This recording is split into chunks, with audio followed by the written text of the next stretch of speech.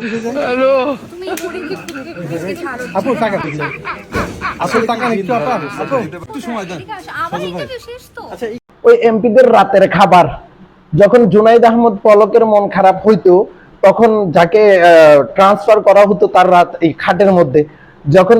ওবায়দুল কাদেরের মন খারাপ হইতো যখন যাকে পাঠানো হইতো ওবায়দুল কাদেরের মন ঠিক করার জন্য ওই সেই ধরনের এক রাতের খাবার এমপি মন্ত্রীদের রাতের খাবার নুসরাত ফাগিয়ার বলে নাকি এখন বলে মুভি বাইর হচ্ছে যে ডেলিভারি হচ্ছে যে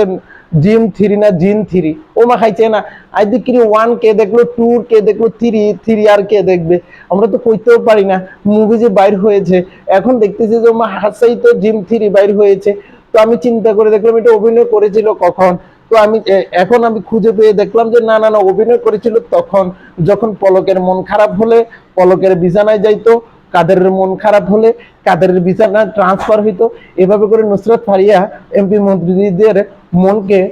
রঙ্গরসে সাজিয়ে ফেলেতো আপনি কি কথা বুঝিতেছেন এই নুসরাত ফারিয়াকে সহজ কোনো ভিডিও মনে করিয়েন না আপনারা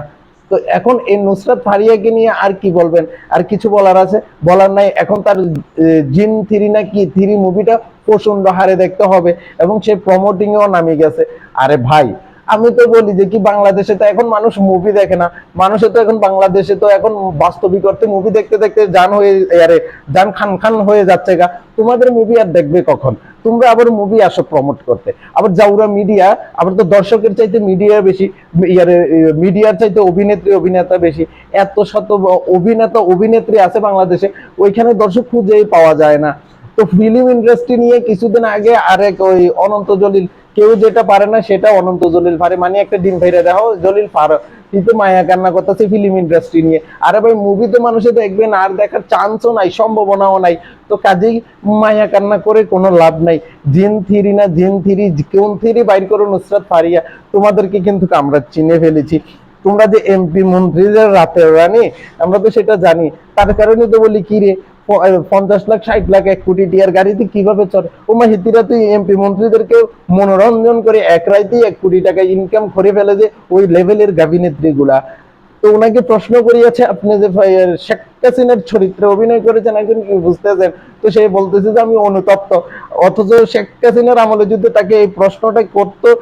সে কিন্তু তখন বলতো যে আমি গর্ভবতী শেখ হাসিনার চরিত্র অভিনয় করতে পেরে আমি নিজেকে গর্ভবতী মনে করি আর এখন শেখ হাসিনা পালাই যাওয়ার কারণে সে বলতেছে যে আমি লজ্জিত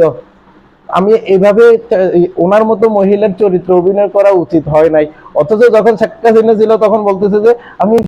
ম্যাডামের চরিত্র অভিনয় করতে পেরে গর্বিত কিরে শোক মারানিরা তোরা তো তখন ভালোই চাটাচাটি করছিস এখন কেন তোরা লজ্জিত হয়ে যাস এত লজ্জা তোদের এতদিন কোথায় ছিল চোখ মারানিরা কথা হচ্ছে যে ভাই যে যখন ক্ষমতায় তার সাথেই খাটকা পাই এই কথাটা তো আমি বলি তো গাভিনেত্রীদের চরিত্র হচ্ছে যে যখন ক্ষমতায় তার সাথেই খাটকা পায়